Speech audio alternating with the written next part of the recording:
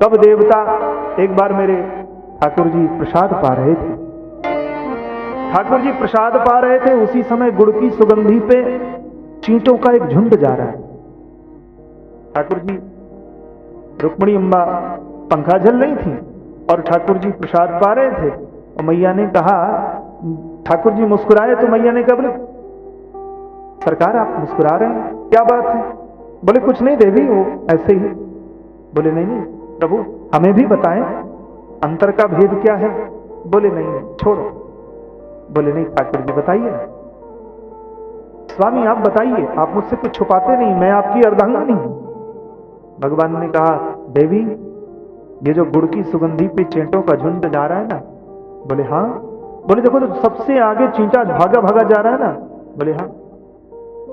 वो 21 बार देवताओं का राजा इंद्र हो चुका है, आज वो चींटा बनकर के गुड़ की सुगंधी पे भाग रहा है। मैं अपनी माया के ऊपर हंस रहा हूं, बारे माया हरि की, कि जो ब्रह्मा है उसको चींटा बना दे, चींटे को ब्रह्मा बना दे। ये ठाकुर जी की माया।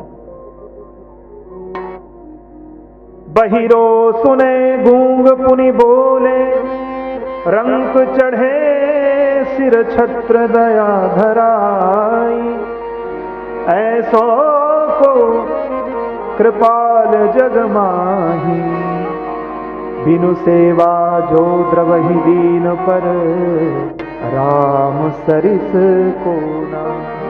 ऐसा कौन हो सकता है जो नौकर की सेवा करे? कोई मालिक ऐसा है क्या? ऐसा कोई मालिक एक भी हो तो बताइए जो नौकर की सेवा करता हो। ठाकुर जी तो अपना मान टले टल जाए, पर भक्त का माल न टलते देखा, प्रभु को नियम बदलते। नियम बदल जाए।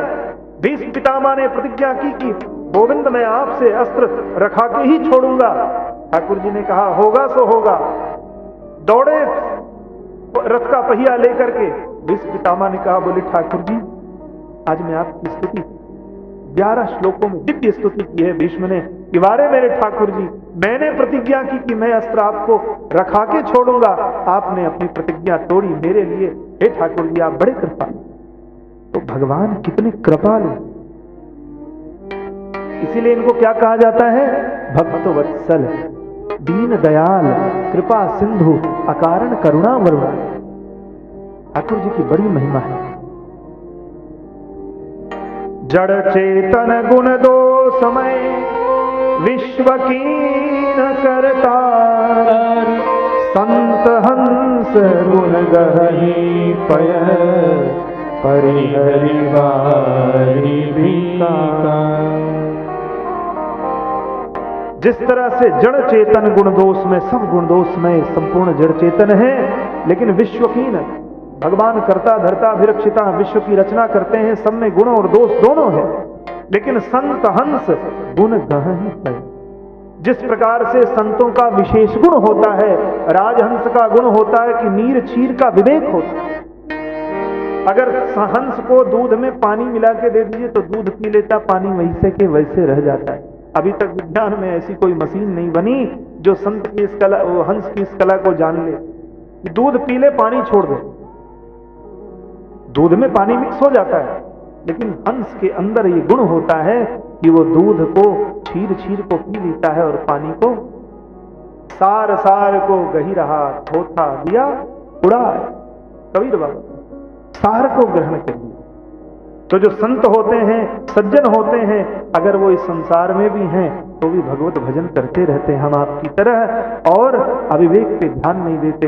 बहुत डिस्को डांस हो रहा है, बहुत प्रकार से दुनिया चल रही है, उस पे नहीं, हमें अपने राम कथा, हमें अपनी मर्यादा में, हमें एक मर्यादित जीवन बताती है। ये राम कथा का गुण है। क्यों? अगर हमारे अंदर सत्य आचरण, दया, तप नहीं होगा तो हम क्या करेंगे? हम नष्ट हो जाएंगे, हमारा धर्म नष्ट हो जाएगा, तो हम नष्ट हो जाएंगे। इसलिए राम कथा का श्रवण करने से हमें सद्मार्ग मिलता है, हमें एक नई दृष्टि मिलती है। गोस्वामी पाद कहते हैं उसी तरह से जो समाज में दोष हैं उनको संत लोग छोड़ देते हैं, गुण को ग्रहण कर लेते हैं और विकार की तरह दोषों को छोड़ देते हैं। अस विवेक जब दे विधाता, तब तजि दोष गुणहीन मन राय। ऐसा विवेक जब ठाकुर जी देते हैं तब दोष को छोड़ करके व्यक्ति का मन गुण में लगता है। हमारा आपका मन तब गुण में लगता है, तब जब गुण देखेंगे तो गुणी हो जाएंगे, दोष देखेंगे तो दोषी हो जाएंगे। तो हम आपको क्या करना है? दोष नहीं देखना है।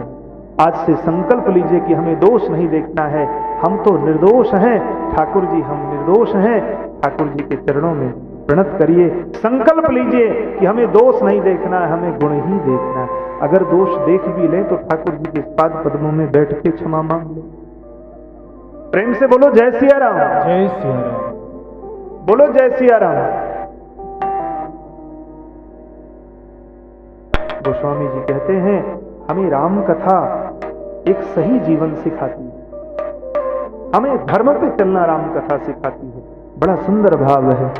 हमें निज धर्म पे चलना सिखाती रोज रामायण। हमें निज धर्म पे चलना सिखाती रोज रामायण। धर्म पे चलना सिखाती रोज रामायण। सदा शुभ आचरण करना सिखाती रोज रामायण। हमें निज धर्म पर चलना सिखाती रोज रामायण।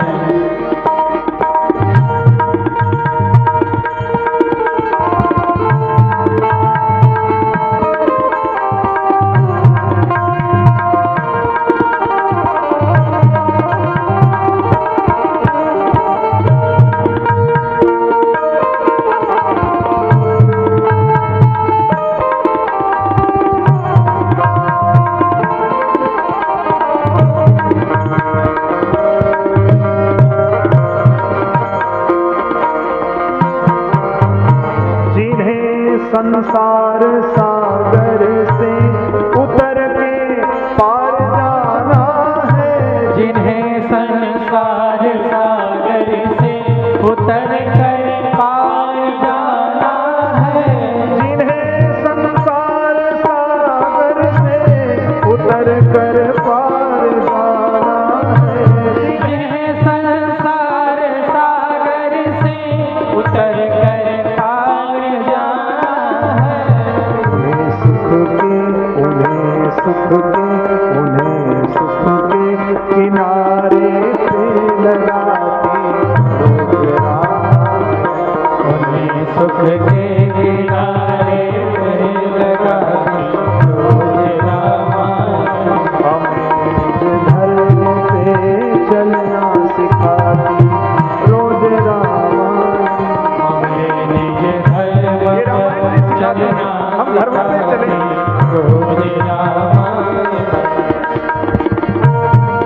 बड़े भाव से, कहीं कविता के छंद है, कहीं भगवान की प्यारी लीला है, लीलाओं का वर्णन है।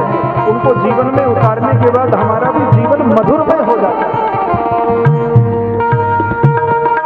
कहीं छवि विष्णु की बाकी, क्या कहते हैं, कहीं विष्णु की छवि है, कहीं शिव जी की छवि है, कहीं गणेश जी की छवि है, कहीं दुर्गांबा की छवि है। ये सारी छवियां मानस जी में। कहीं छवि विष्णु की बाकी, कहीं शंकर की झांकी है। कहीं छवि विष्णु की बाकी, कहीं शंकर की झांकी है। कहीं छवि विष्णु की बाकी, कहीं शंकर की झांकी है। कहीं छवि विष्णु की बाकी, कहीं शंकर की झांकी है। कहीं शंकर की झांकी है। कहीं शंकर की झांकी है।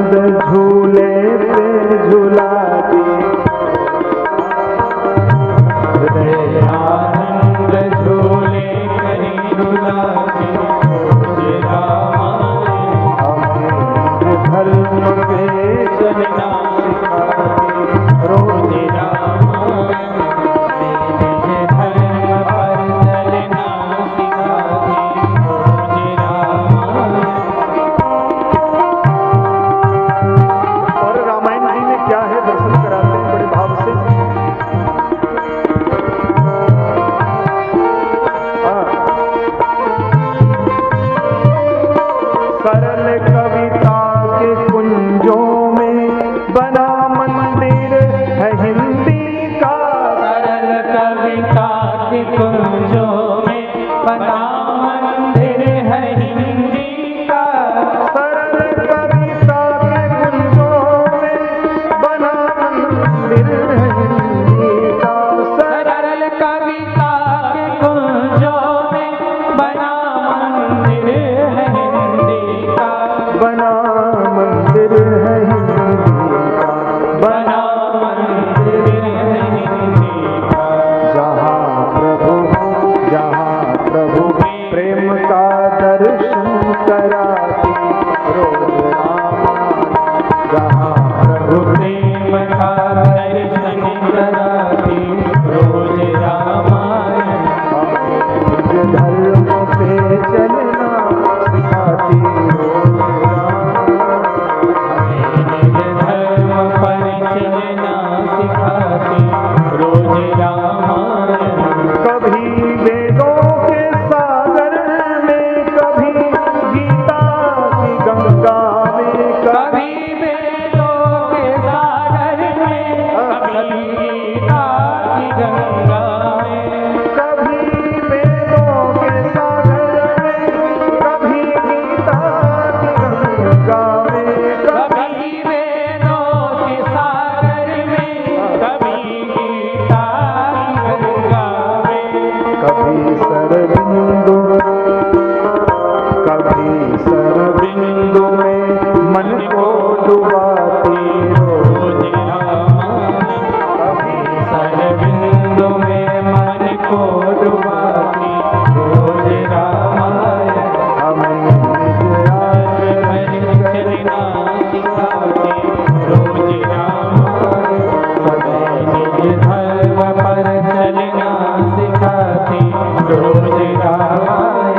सिखाती रोज रामायण सिखाती रोज रामायण। बोल रामायण जी की। जय हो।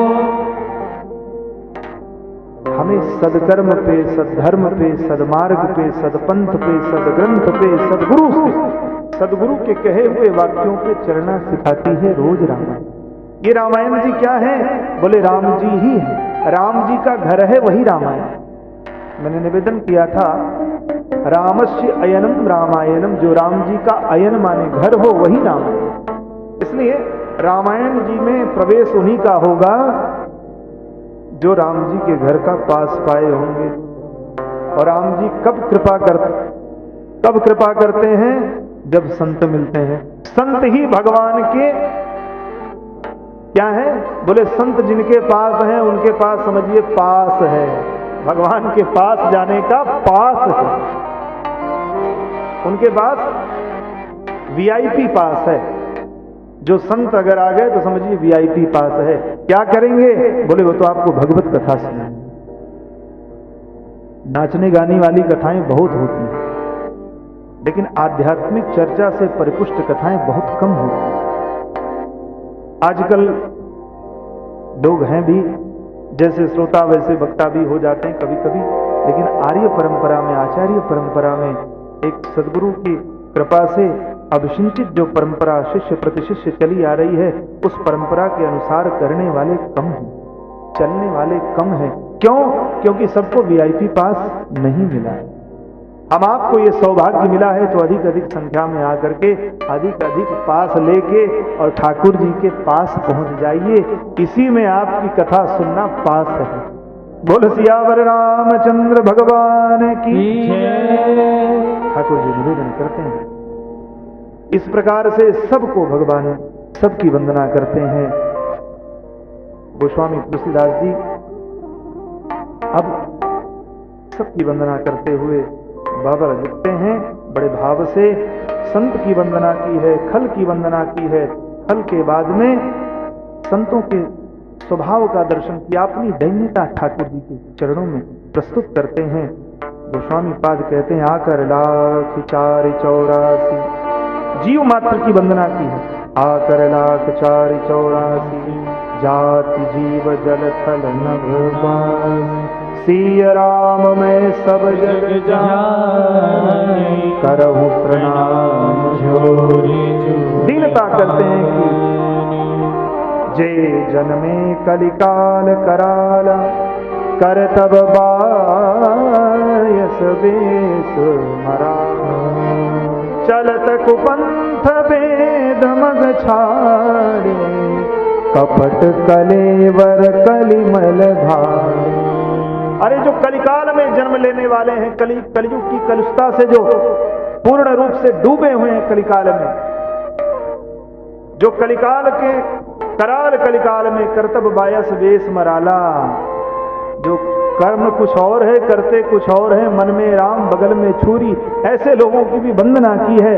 चलत कुपंथ वेद मग छाड़े, वेद के वाक्यों को तिरस्कृत करते हुए और अपने नई परंपरा को देते हैं। क्या बोले, ब्रह्मा कुमारी बन गए। अब ब्रह्मा कुमारी संप्रदाय हो गया, कई संप्रदाय हो गया है, सब लोग अपने अपने संप्रदाय में फंसे। संप्रदाय से कुछ नहीं होना है। भगवान गीता में कहते हैं सर्वधर्मान परित्यज्य मामेकम शरणं व्रज। अन्य किसी की उपासना करने से जो फल मिलता है वो स्थिर नहीं रहता है, देता मैं ही हूं, क्योंकि आनंद का केवल एक सिंधु है, वो परमानंद है, वो राम जी है। जो आनंद सिंधु सुख राशि सीकर ते त्रैलोक सुपासी, सो सुख धाम राम असनामा अखिल लोक दायक विश्राम। यही विश्राम मिलेगा। भटक लीजिए जितना भटकना है, आना तो इसी घाट पे है, इसी घाट पे मानस कथा सुन के तभी तरना। ये भगवत कथा है, बड़े भाव से। ये कोई मनुष्य नहीं कह सकता। ये तो जैसे ही भगवान की कथा के लिए श्रोता तत्पर होते हैं, वक्ता उद्यत होते हैं, ये भी भगवान की कृपा है। ये गोपाल जी की कृपा है। गोपाल जी की ही कृपा से ही आयोजन होता है। पहले तो बेमन से होता, फिर मन लग जाता है। क्यों? क्योंकि झेलना है 9 दिन तो भैया झेल लो, जरा कायदे से झेल लो, जिससे लगे कि हाँ हम लोग झेले हैं। झेलिए नहीं, क्या करना है, इसमें मन को लगाइए और भाव से सुनिए। जो जो सुनेगा उसको परिणाम 9वें दिन मिलेगा। इसमें सत्य, इसमें कहीं कोई दो राय नहीं है। जो जिस भाव से ग्रहण करता है उसको उसी भाव से ठाकुर जी प्रदान करते हैं। इसका प्रमाण भागवत जी में मिलता है।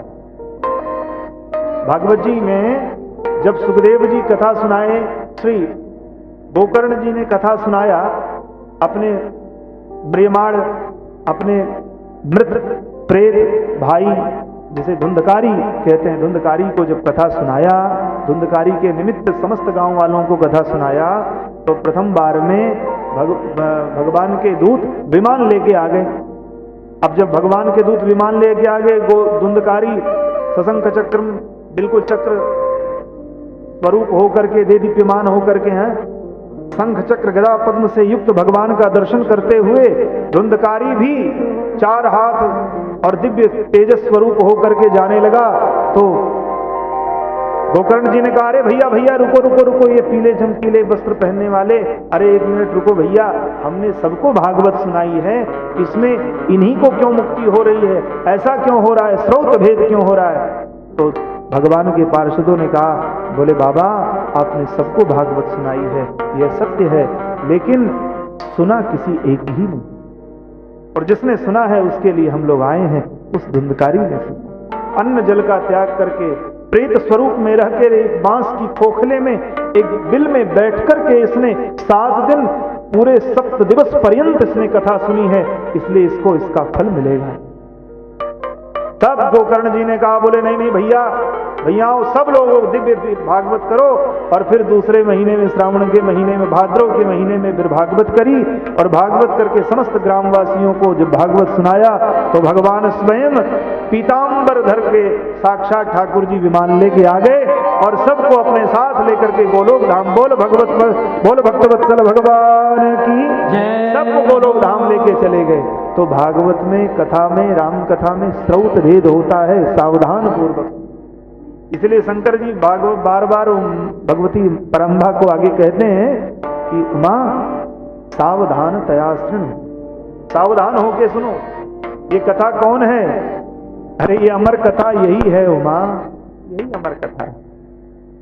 भगवत कथा, भगवान और भक्त की कथा ही अमर कथा होती है। बाकी तो सब मरने वाले हैं, कथा तो वही है जो भगवान से जुड़ी है। भगवान अमर है, अमर की कथा अमर कर देती। गोस्वामी जी कहते हैं, जे जन्मे कलिकाल कराला, करतब बायस देश मराला, चलत कुपंथ वेद मग छाड़े, कपट कलेवर कलिमल भाड़े। और कहते हैं क्या, वंचक भगत कहाई राम के, किंकर कंचन कोह काम के, तीन मह प्रथम रेख जग मोरी, दिग धर्म ध्वज गंधक धोरी, दिग धर्म ध्वज गंधक धोरी। मैं उन सब में सबसे पहला व्यक्ति हूं, वंचक भगत कहाए काम के। अरे जो कलिकाल में जन्मेंगे, जिनका वेश मराल है, जिनका कुछ कहते कुछ और हैं, करते कुछ और हैं, चलते वेद के मक को छोड़ के चलने वाले हैं, अंदर में कपट रखने वाले हैं, कलिमल भाड़े हैं, जो कलयुग की कामनाओं से आतृप्त हैं। वंचक भगत कहाई राम के। वो कहीं केवल उनको ये कह दिया जाए, कथा सुनते हैं बोले ये भी राम भक्त है, ऐसा कहलाने वाले लोग भी, उनमें मैं सर्वप्रथम हूं। गोस्वामी तुलसीदास जी कहते, उनमें मैं तीनमह प्रथम रेख जग मोरी, मैं उनमें प्रथम हूं। धन्य है गोस्वामी जी, कितने अपने आप को कितना न्यून दिखाते ना। ठाकुर जी के सामने हमको झुकना ही है। हम तन के खड़े रहे, ठाकुर जी कृपा कर दें, कृपा तो करेंगे लेकिन कृपा आप संभाल नहीं पाएंगे, पता ही नहीं चलेगी। कृपा तो हमारे आप पे दिन रात बरस रही है, बस हम कृपा को देख नहीं पा रहे। गोस्वामी जी ने सबसे पहले दीनता प्रकट की है। दीनता प्रकट करने के बाद गोस्वामी जी वंदना करते हैं कि मैं इस सुतचेत को करने जा रहा हूं। ये क्या है, जिस प्रकार से किसी राजा के द्वारा कोई नदी पे, बड़े विशाल नदी पे या सागर पे पुल बना दिया जाए तो एक चैंटी भी पुल पकड़ के उस पार हो जाती है, नहीं तो चैंटी भला सागर कहां पार करती है।